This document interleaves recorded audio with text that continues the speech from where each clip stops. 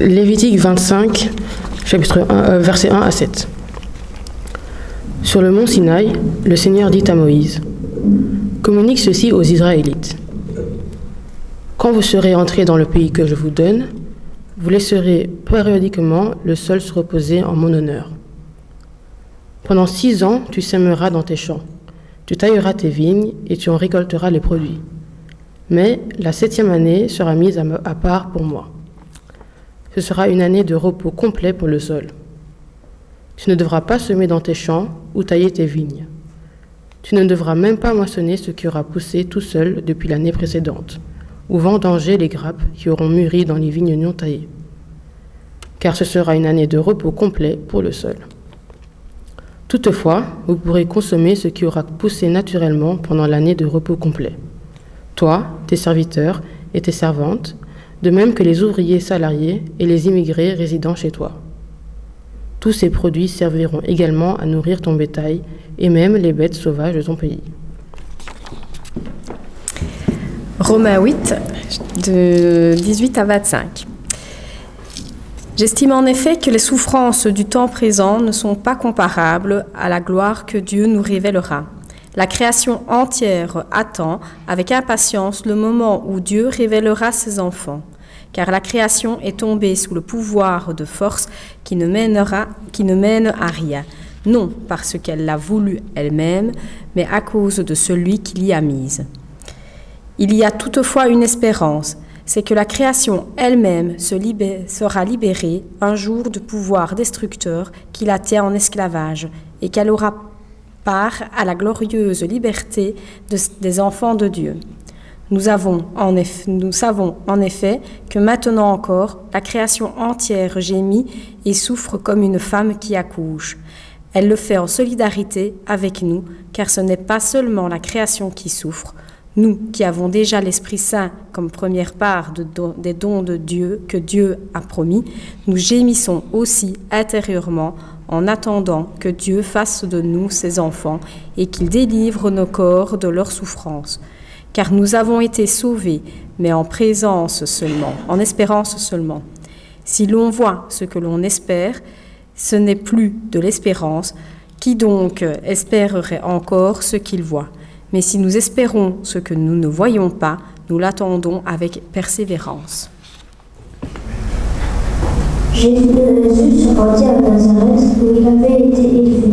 Le jour du sabbat, il entra dans la synagogue selon son habitude. Il se leva pour lire les Écritures et on lui remit le rouleau des livres du prophète Isaïe. Il le déroula et trouva le passage où il est écrit « L'Esprit du Seigneur est sur moi, il m'a choisi pour son service, afin d'apporter la bonne nouvelle aux pauvres. Il m'a envoyé pour proclamer la délivrance aux prisonniers et aux aveugles, et le retour à la vue pour liberter les opprimés, pour annoncer l'année où le Seigneur manifesta sa faveur. » Puis Jésus roula le livre, le rendit aux serviteurs et s'assit. Toutes les personnes présentes dans la synagogue fixaient les yeux sur lui. Merci beaucoup.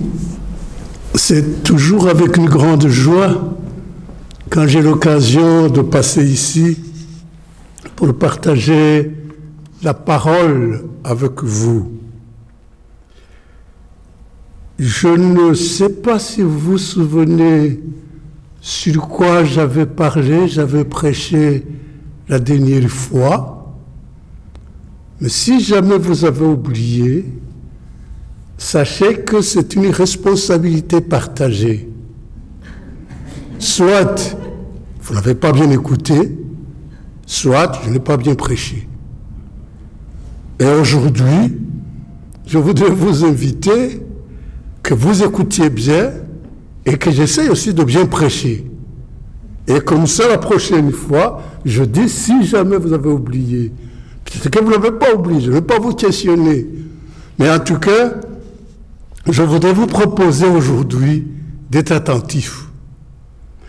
Je vous propose d'être attentif surtout que cette prédication va aussi vous conduire jusqu'à votre table pour manger. Quand je fais le culte, mes amis, j'aime bien proposer un verset. Pourquoi cette proposition du verset? C'est parce que le culte ne se termine pas, le moment de prier ne se termine pas, le moment de méditation ne se termine pas avec l'heure que nous passons ici. Nous devons continuer après celui qui a parlé. Et le verset que je vous propose aujourd'hui, c'est le verset 22 de Romains 8 que nous venons de lire. Et la version ne cite pas textuellement le verset, que la version que nous avons suivie, mais le verset c'est celui-ci. Toute la création spire et souffre des douleurs de l'enfantement. Toute la création soupire et souffre des douleurs de l'enfantement.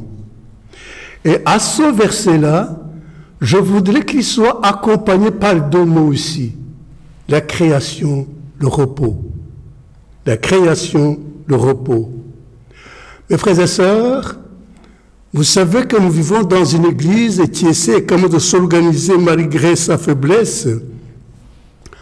L'Assemblée synodale de l'EPUB a décidé un jour que tous les premiers dimanches du mois de septembre soient consacrés à la prière, soient consacrés à la méditation pour la protection de la création, la protection de la terre, la protection de l'environnement.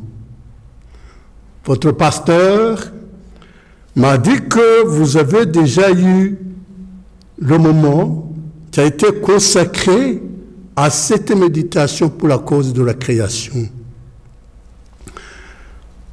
Je vous invite, même si vous avez eu ce moment-là, je vous invite à méditer encore ce thème à partir justement de ces textes-là que nous venons de suivre. Et je viens de l'annoncer, l'articulation de notre méditation, le centre de notre méditation sera ce verset 22 de Romains 8, la création tout entière soupire et souffre des douleurs de l'enfantement. Et je vous conseille, encore une fois, je me répète, d'accompagner ce verset par les deux mots-là, la création, le repos. Mes frères et sœurs, en tant que chrétiens, nous avons la responsabilité de prendre le temps de prier pour la terre, de prier pour ses habitants. Aujourd'hui, nous avons des signes tout à fait visibles qui nous montrent que la création est tout à fait menacée, elle est en danger. Et ces signes-là, je ne veux pas les citer tous, mais il y a des incendies aujourd'hui qui se multiplient presque partout. Il y a, mes amis, les inondations que vous suivez à la télévision. Il y a des ouragans et d'autres phénomènes. Ce changement est la conséquence. C'est la conséquence du comportement de l'être humain que nous sommes. La terre soupire, nous dit la parole. La terre crie au secours, nous dit la parole, d'où Romains 8, 22. Ne rien faire. Devant ce cri-là, face à ce cri-là, et mes frères et sœurs, synonyme de quelque chose, le suicide. C'est synonyme de suicide pour tous les êtres humains. Mais au-delà de suicide, c'est aussi la désobéissance. La désobéissance à Dieu qui nous a confié justement la terre et qui nous a donné aussi la responsabilité de la garder. la responsabilité de bien la gérer. Dieu nous a mis cette heure-là, nous dit la Genèse. La Genèse nous en parle. Et le chapitre 2 de la Genèse, au verset 15, nous dit que nous devons la garder, ce pays-là que Dieu a mis à notre disposition de délices. Voilà notre responsabilité. Nous devons garder cette heure-là parce qu'elle nous aime, elle nous nourrit. Elle nous nourrit. Et notre responsabilité, à notre tour de reconnaissance, nous devons l'entretenir. C'est une responsabilité. Notre Dieu est un écolo. Un écolo avant tous les autres écolos que nous attendons aujourd'hui. Dans le texte de Lévitique, chapitre 25, que nous venons de lire, Dieu va prendre le temps d'ordonner à son peuple de protéger justement la création afin d'éviter sa souffrance, afin d'éviter son appauvrissement, afin d'éviter, mes amis, sa perte.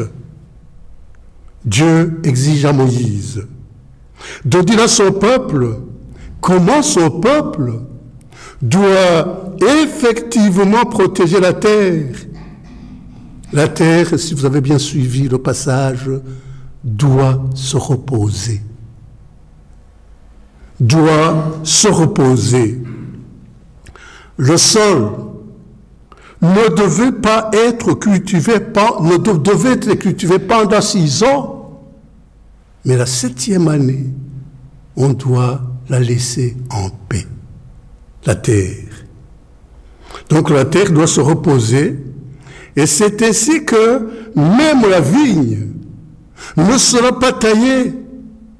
C'est ainsi que Dieu dit ceci à son peuple, dans Lévitique chapitre 25, le verset 2, « Quand vous serez dans le pays que je vous donne, la terre se reposera la 7e année. » L'homme, mes amis, les Écritures nous montrent que l'homme que nous sommes, l'être humain que nous sommes, est locataire. Il est locataire de la terre. Est-il le propriétaire alors? Je ne sais pas si je vous laisse répondre. Le propriétaire, c'est Dieu. C'est Dieu le propriétaire, et c'est cela que nous avons dans ce verset-là. Donc, ces paroles qui nous sont adressées aujourd'hui, mes amis, ont été adressées à Moïse il y a longtemps. Et dans peu de mots, Dieu dit ceci: la terre est à moi. Je suis le propriétaire qui met la terre à votre disposition. En décidant ainsi, mes amis, Dieu ne veut pas que la terre soit justement en souffrance. Elle ne doit pas être épuisée. La fin de la terre, c'est ça l'intelligence aussi de Dieu, une autre façon de nous parler. La fin de la terre serait justement, pourrait signifier la fin de l'existence humaine et de tous les êtres vivants. Voilà comment Dieu fait un détour pour nous enseigner, pour nous parler, pour attirer notre attention. Donc Dieu est propriétaire de la terre et l'être humain que nous sommes est locataire, je l'ai déjà dit. Et le propriétaire, mes amis, et le locataire ont des responsabilités. Et ces responsabilités-là, c'est justement de garder, de protéger la création. Dieu ne pense pas uniquement à la terre, mais il va beaucoup plus loin dans les textes que nous avons lus. Il va aussi penser à la protection aussi des pauvres, à la protection aussi des étrangers, des gens qui n'ont pas la terre pour cultiver. Nous sommes dans un monde qu'on ne vit que de l'agriculture. Donc ces gens qui n'ont pas de terre ont le droit aussi à vivre. D'où il faut aussi qu'on veille sur eux. Et c'est de là que Dieu, dans son intelligence, dans son amour, il va exiger aussi que ces gens-là, ces pauvres, ces étrangers qui ont été obligés de quitter leur terre, soient aussi nourris. Ils seront nourris comment? Par ce qui va pousser tout seul. Voilà une possibilité. Mais aussi l'autre possibilité que vous connaissez, c'est que Dieu va exiger à celui qui a cultivé qu'il ne se tourne pas pour ramasser ce qui est tombé sur terre. Donc voilà, ça ne t'appartient pas. Si ça tombe, ce n'est plus à toi. Et vous vous souvenez, vous connaissez le livre de Ruth. Lisez-le, il va vous montrer justement cette façon de Dieu de responsabiliser les gens par des moyens qui sont très simples. Ne pas te retourner pour aller ramasser ce qui est tombé sur terre. Dieu, mes amis, ça vous le savez, la parole nous en parle. Dieu nous aimait tellement et il nous a manifesté son amour en nous donnant justement Jésus pour nous sauver, pour nous garder, pour nous accompagner. Et c'est aux chrétiens que nous sommes d'écouter. Écoutez ce que Dieu nous dit. Ce passage a été cité dans Deutéronome au chapitre 6, le verset 4. Écoute Israël. Écoutez. Et écoutez mes amis, dans la Bible, dans le langage biblique, ce n'est pas uniquement tendre des oreilles, c'est plus que ça. Écouter signifie obéir. Obéir à Dieu. Notre Dieu est justement notre espérance. Et c'est ce que nous dit ce chapitre 8 de Romains. Et ce Dieu qui nous aime, il nous tend la main par grâce, mais en même temps, il va aussi nous responsabiliser. Et comment? Par sa parole, que nous sommes en train de méditer maintenant. Quand vous regardez le chapitre 4 de l'évangile de Luc, que nous avons lu aussi, des versets 16 à 20, ce chapitre nous apprend que Jésus est venu. Il est venu, nous dit ce chapitre, pour protéger aussi le pauvre, pour délivrer le prisonnier. Et le prisonnier ici, ce n'est pas quelqu'un qui se trouve uniquement dans la maison, dans une maison de prison. Nous avons aussi des choses qui nous rendent aussi prisonniers dans notre vie de tous les jours. Il est venu pour libérer sa création. C'est ça la mission de notre Dieu. Nous libérer en tant qu'humains, libérer sa création.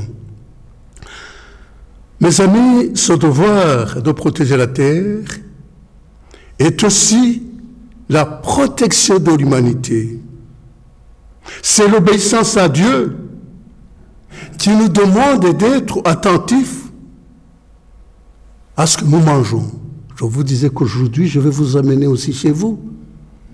Dieu nous demande de prêter attention à ce que nous mettons dans nos assiettes quand nous mangeons. Nous devons manger dans l'obéissance aussi à Dieu. C'est peut-être un peu bizarre quand vous m'entendez vous dire que vous allez manger dans l'obéissance. Manger, mes amis, pour entretenir notre corps, a aussi une dimension spirituelle. Dans vos courses, quand vous vous mettez à table pour manger, je voudrais vous inviter à continuer à penser à ce verset 8, 22 de Romains 8. La création tout entière soupire. La création tout entière souffre. Et n'oubliez pas les deux mots, la création, le repos. Donc, mes amis, la protection de l'environnement a tout à fait une dimension spirituelle. Ce n'est pas une affaire politique. La terre n'est pas la propriété des êtres humains que nous sommes, alors que nous sommes tendance à nous l'attribuer. La terre, nous dit le psaume 24 au premier verset, je ne sais pas si vous connaissez ce verset nous dit ceci: la terre et tout ce qu'elle renferme, tout ce qu'elle contient, appartiennent les deux donc à l'Éternel, à Dieu. Reconnaître, mes amis, cela, cette appartenance de la terre et tout ce qu'elle renferme, reconnaître que ça appartient à Dieu, c'est un acte de foi en notre Dieu. C'est un acte de dépendance en notre Dieu. C'est un acte aussi de confiance que nous plaçons en notre Dieu. C'est un acte aussi de reconnaissance en notre Dieu qui nous aime et qui met ces choses-là gratuitement à notre disposition. Il le fait par sa grande miséricorde. Il le fait par sa compassion. Il le fait dans sa grâce. Abîmer la terre, mes amis, est un acte tout à fait de désobéissance. Donc, nous devons faire attention. Celui qui abîme, mes amis, la maison qu'il a louée, vous savez ce qui se passe après? Il s'expose à la justice. Hein? Vous êtes d'accord avec moi? En tout cas, il y a des conséquences. Quelqu'un a mis à votre disposition sa maison, vous devez lui rendre sa maison propre. C'est pour ça qu'avant que vous entriez, qu'est-ce qu'on fait? Je peux vous laisser répondre? Hein? L'état des lieux. Pourquoi? Pour vous dire, voilà ce que je vous donne. Et vous devez me rendre ça, comme je vous l'ai donné, lors de votre sortie. C'est cela, mes amis, aussi, que nous devons savoir. Dieu met cela à notre disposition, gratuitement, gentiment, et il va nous demander les comptes. Attention, ici, je ne suis pas en train de vous amener dans une responsabilité de crainte, mais une responsabilité joyeuse. Quelqu'un qui m'aime, qui met à ma disposition son bien, je dois aussi l'honorer pour lui rendre justement ce qu'il m'a confié. Mes amis, je voudrais arriver ici à quelques pistes concrètes d'obéissance à Dieu. La première chose que je voudrais vous montrer, qu'est-ce que je dois faire justement pour protéger la terre à ma taille? Je ne suis pas politicien, je ne suis pas quelque chose de très grand, mais qu'est-ce que je dois faire? Une chose, contrôler tes courses. Tu l'as déjà fait en pas. Éviter de prendre nos voitures. Ta voiture, quand tu dois aller acheter du pain, à quelques pas de chez toi, à quelques pas de ta maison, de ton domicile, ne pas consommer l'électricité abusivement, dont on n'a pas besoin. Trier les déchets. Hein? Voilà un acte spirituel quand vous allez travailler. Trier les déchets. Éviter de porter des vêtements. Et des vêtements, mes amis, qui détruisent justement la nature. Des vêtements, mes amis, qui vont abîmer. Consommez le papier. Consommez le papier dont on a besoin. Je peux continuer à vous montrer ces petits gestes-là que nous devons mettre en place et jouer le jeu de la protection qui nous conduit à l'obéissance à notre Dieu. Mes frères et sœurs, en faisant toutes ces petites choses-là, nous sommes dans l'obéissance à Dieu. Mais aussi autre chose, c'est de prendre le temps, en tant que chrétien. Prendre le temps de prier. Prier pour notre monde. Prier pour les habitants de ce monde. Mes amis, tout acte que le chrétien pose a une dimension spirituelle. L'écoute et l'obéissance à Dieu dans ces actes-là que nous posons. Mes amis, en faisant ainsi, en essayant en tout cas à notre taille de repérer, de nous obliger, de nous dire voilà ce que je dois faire, en essayant de protéger la nature, on obéit à Dieu. Mais en même temps, c'est aussi une occasion de faire aussi des économies. Hein?